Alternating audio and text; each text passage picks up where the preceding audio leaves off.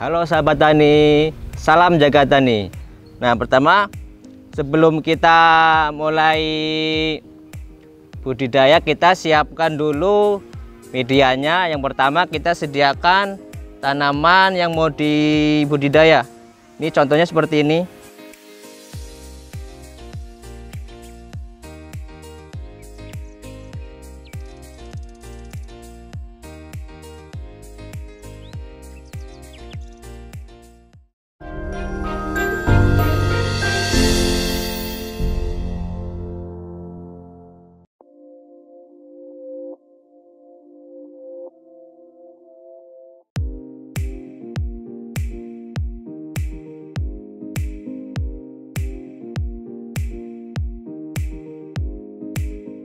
Nah, ini kita proses ke penambahan tanah, itu pembesaran polybag dari ukuran 28 ke ukuran tadi ukuran berapa ya? Ukuran 20. Sekarang naik lagi sedikit ukuran 35 seperti ini. Kalau yang sedang diganti ini dia jenisnya musangking tapi dibikin kaki 3.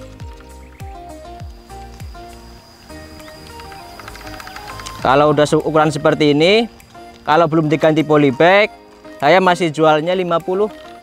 Tapi setelah saya ganti polybag, saya tambahan media, sekarang saya jual di pasaran rata-rata saya jual harga 100.000 satuan.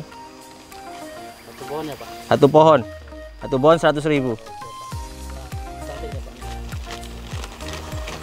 Yang cantik ya Pak? Untuk penambahan polybag memang sangat pengaruh dengan harga di pasaran, memang sangat pengaruh. Kalau batangnya pohon gede, kalau misalkan polybagnya kecil, maka harganya kelihatan lebih murah. Tapi kalau misalkan sudah dinaikkan ke polybag yang lebih gede, itu harganya sebanding dengan harga, itu pengaruh juga. Nah, ini sebelah sini, ini yang dibikin kaki 3 seperti ini. Nah, ini baru saja dilepas talinya seperti ini. Nah, ini hasilnya seperti ini. Ini setelah diganti polybag, ukurannya lebih besar. Seperti ini. Dia kuat. Di polybag kurang lebih 1 tahun bisa. Nanti kita tinggal diganti lagi. Tapi lebih baiknya kalau misalkan sudah umur seperti ini, kita mendingan tanam langsung di tanah. Pertumbuhannya lebih cepat dibandingkan di planter bag seperti ini. Nah, setelah dari ukuran segini, lanjut kita ke hasil dari budidaya yang kita tanam langsung di Bogor. Dia dari ukuran umur paling 5 bulan, ditanam di tanah, hasilnya 8 bulan bisa dipanen. Dan batangnya pun juga sudah besar. Kita bisa langsung saja lihat di sebelah sana. Kita lihat dulu sebelah sana.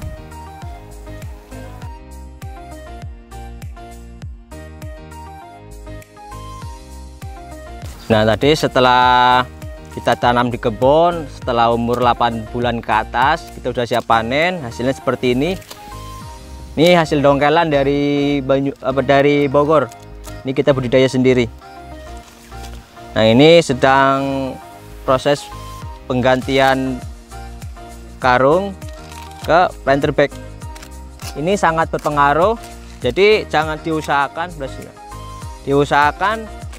tanah ini jangan sampai pecah, harus benar-benar hati-hati.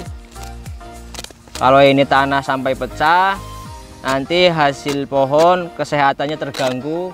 Biasanya ciri-cirinya itu daun itu rontok. Bahkan kalau misalkan sampai pecah total, pohonnya bisa mati. Seperti ini, harus benar hati-hati.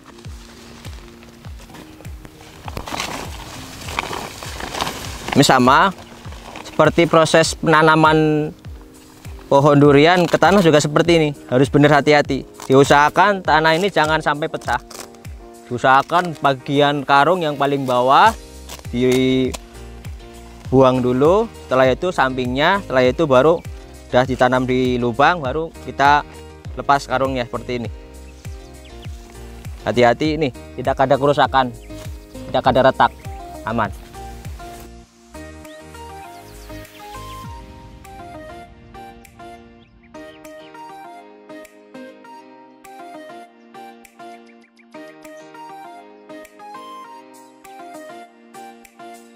Nah, ini kita sudah selesai penggantian karung ke planter bag.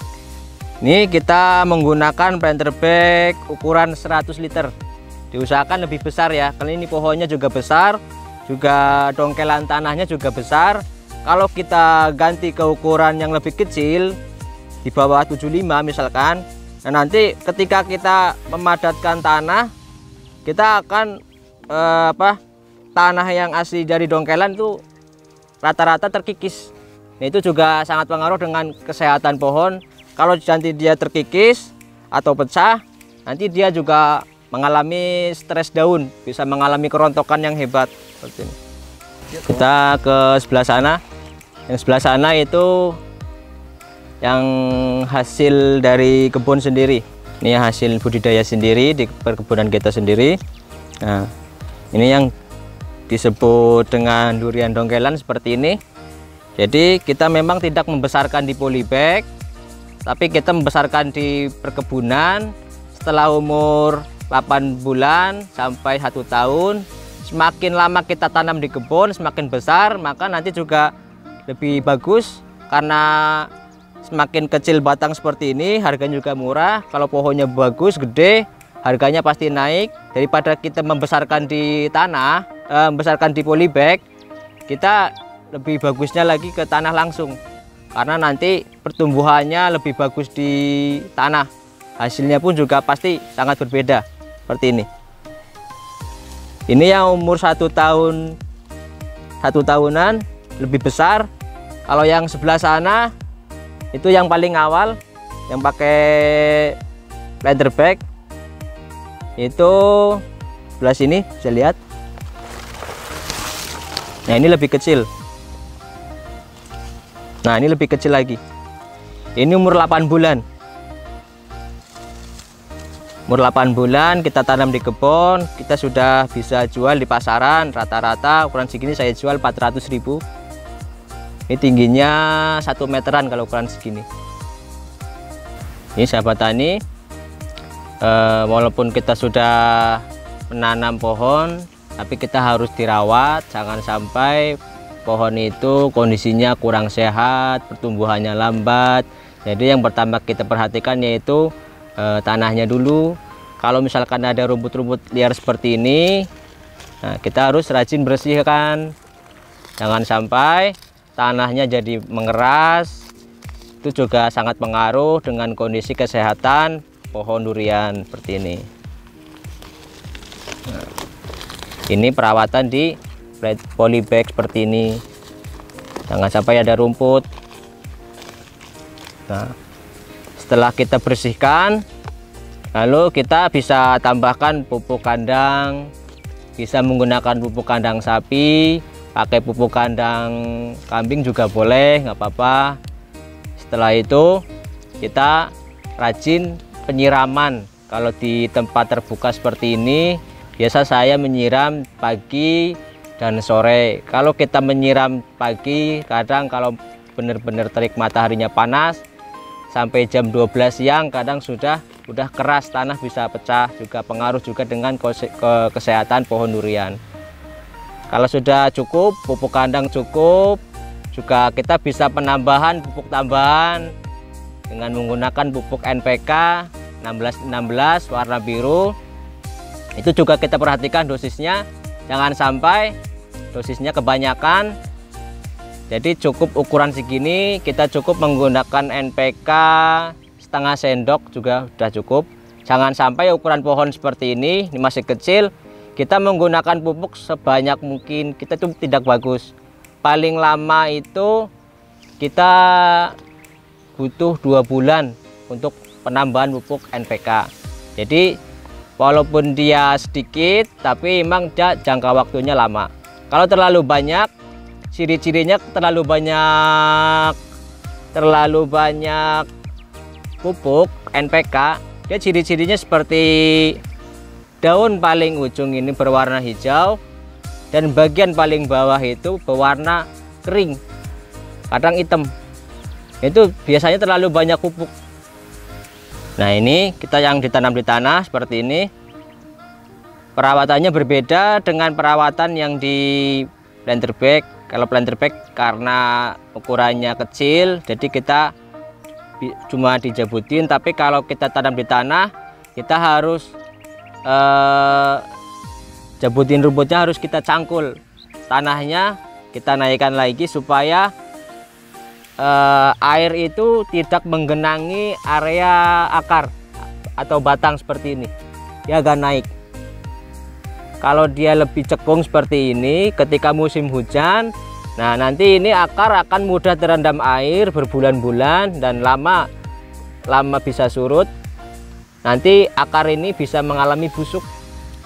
Karena pohon durian itu terlalu banyak air juga nggak bagus.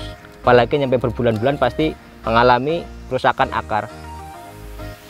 Untuk pupuknya juga sama. Pemupukan paling ukuran segini. Kita butuh 2 karung pupuk kandang, atau bisa pakai sapi, bisa pakai pupuk kandang kambing juga bisa. 2 karung cukup. Yang penting tanah ini kita sudah gembur-gemburkan supaya ketika penyiraman nanti cepat penyerapan pupuk. Untuk NPK, untuk ukuran pohon besar seperti ini, kita bisa menggunakan NPK 2 sendok sudah cukup.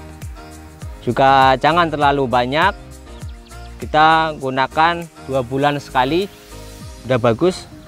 Kalau terlalu banyak, walaupun dia ditanam di tanah, kita terlalu sering, bahkan ada customer pernah memberikan pupuk secara berlebihan selama 1 minggu berturut-turut, pohonnya malah jadi kering, jadi rontok semua. Itu seperti itu akibatnya kalau kita terlalu banyak pupuk NPK.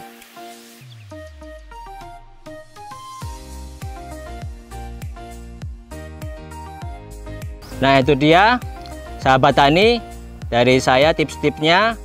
Bagi Anda yang ingin budidaya, yaitu saya sarankan pilih jenisnya yang benar-benar bagus, yang benar-benar sehat, dan jangan sampai salah pilih. Anda harus tahu terlebih dahulu jenis-jenisnya, dan jangan sampai Anda salah memilih jenis, karena nanti hasilnya juga 5 tahun ke depan nanti benar-benar sesuai dengan keinginan yang kita tanam. Jangan sampai kita ingin menanam pohon musangking tapi hasilnya malah durian montong.